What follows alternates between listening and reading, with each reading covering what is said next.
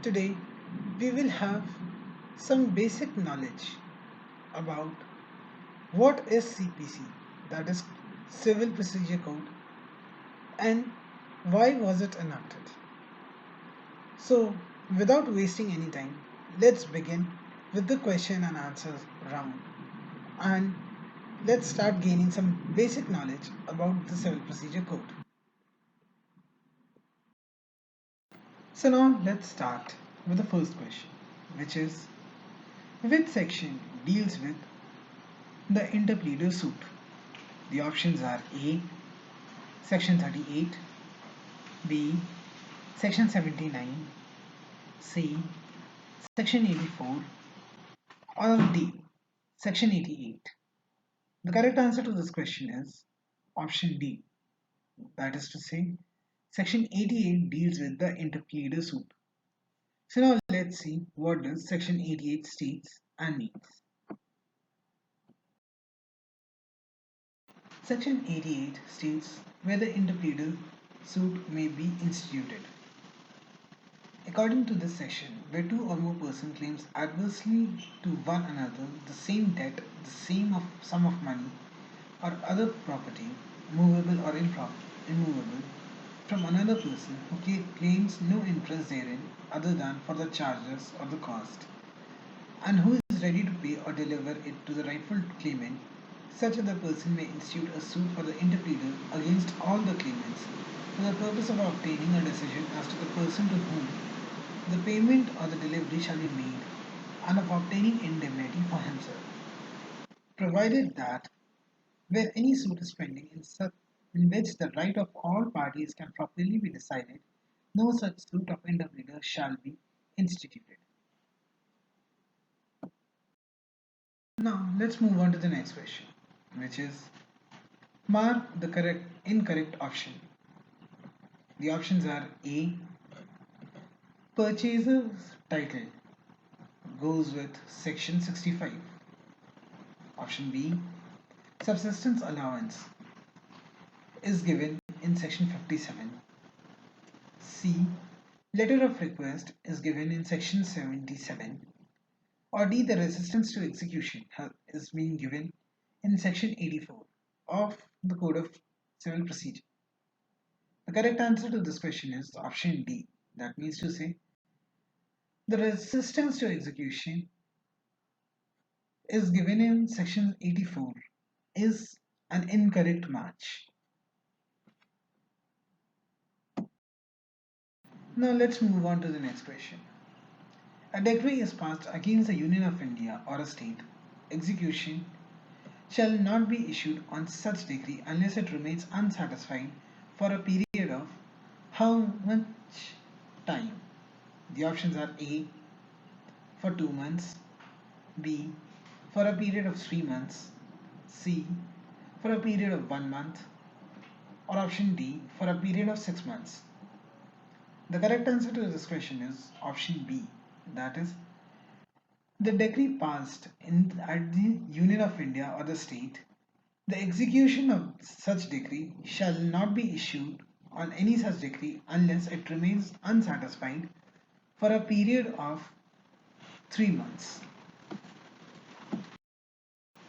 Let's now move on to the next question, which is no order for detention of the judgment debtor in civil prison in the execution of a decree for a payment of money shall be made, where the total amount of a decree not exceed how much amount?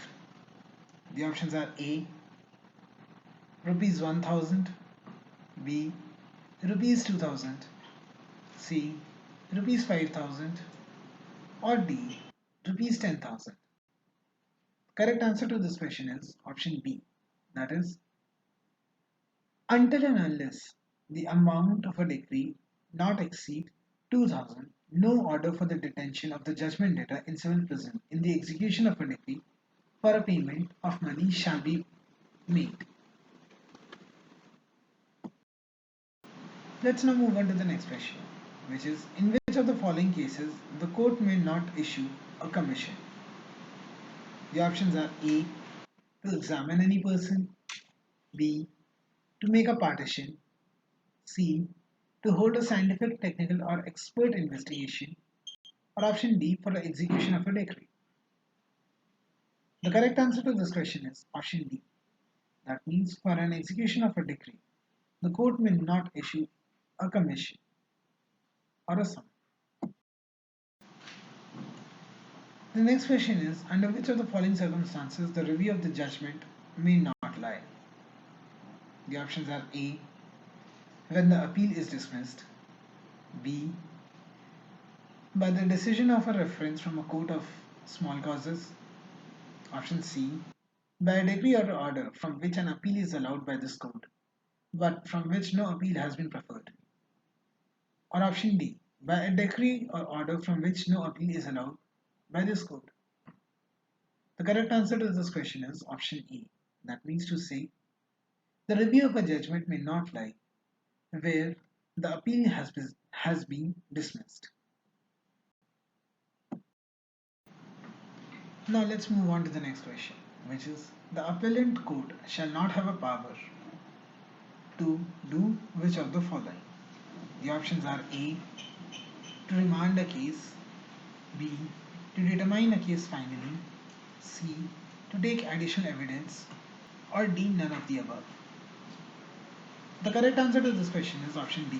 That is, none of the other options are correct. And the appellate court shall have the absolute power to remand a case, to determine a case, and to take an additional evidence. Moving on to the next question, which is, where an appeal from an order is allowed, and such order is made by a court in exercise of the appellate jurisdiction, then the appeal shall lie to which of the following courts? The options are A, the court to which an appeal would lie from the decree in a suit in which such order was made, B, High Court, C, Supreme Court, or D, District Court. The correct answer to this question is option B. That is, where an appeal from any order is allowed or such order is made by a court in exercise of the appellate jurisdiction, then appeal shall lie to the High Court. Now let's move on to the next question, which is, Order 1 Rule 10 of the Code deals with which of the following? The options are A, substitution of the parties, B, addition of the parties, C, striking of the parties, or D, all of the above.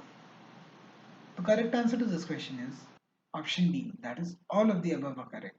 That means to say, Order 1 Rule 10 of the Code deals with substitution of the parties, addition of the parties, and striking out of the parties.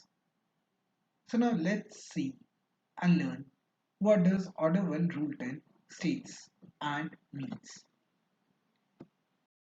Let's now see what does Order 1 Rule 10 states. Order 1 Rule 10 states, suit in the name of wrong plaintiff. Clause 1.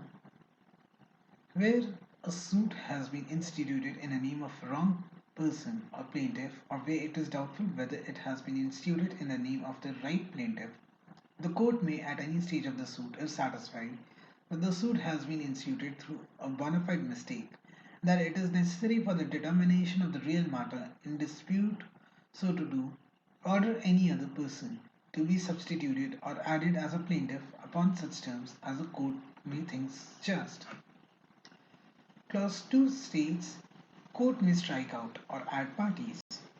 It states that the court may at any stage of the proceedings, either upon or without the application of the either party, and on such terms as may appear to the court to be just, order that the name of any party improperly joined, whether to have joined, or whether as plaintiff or defendant, or whose presence before the court may be necessary in order to enable the court effectually or completely to adjudicate upon and settle all the questions involved in suit, be added. Clause 3 states where no person shall be added as a plaintiff suing without a next friend or as the next friend of the plaintiff under any disability without his consent. After having some knowledge about Order 1 Rule 10, let's now proceed with the next question, which is which of the following lies in the High Court only? The options are A. Second appeal, B. Revision petition, C. Review petition, or D. Both A and B. The correct answer to this question is option D, that is both A and B, that is a revision petition and a review petition lies only in the High Court. The next question is the judgment once signed cannot afterwards be amended or altered except in which of the following cases? The options are A. On review, B. To correct a doctrinal or a mathematical error, C. Either A or B at the discretion of the court, or D. None of the above. The correct answer to this question is option C, that is either A or B at the discretion of the court is correct. That means to say a judgment once signed cannot be amended or altered except on review and to correct a doctrinal or a mathematical error, but only by the discretion of the court. Now, let's move on to the last question for the day, which is a suit to set aside a decree on the ground of lack of territorial jurisdiction is barred under which of the following sections? The options are A. Section 22, B. Section 21A, C. Section 21, or D. Section 20. The correct answer to this question is option B, that is under Section 21A, a suit to set aside a decree on the ground of lack of territorial jurisdiction is barred. So before signing off for the day, let's just see and acquire knowledge. What does Section 21A states and informs us? Let's see what does Section 21A states and tells us. 21, Section 21A states bar on suit to set aside decree on objection as to the place of suing. It states that no suit shall lie challenging the validity of a decree passed in a formal suit between the same parties or between the parties under whom they or any of them claim litigating under the same title on any ground based on an objection as to the place of suing. The explanation to the above is the expression formal suit means a suit which has been decided prior to the decision in the suit. It is the validity of a decree is questioned, whether or not the previously decided suit was instituted prior to the suit in which the validity of such decree is questioned.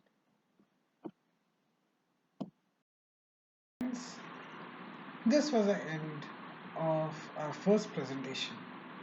Hope you all liked it and hope this presentation or video was able to teach you something about the Civil Procedure Code. Thank you for watching it. Thank you.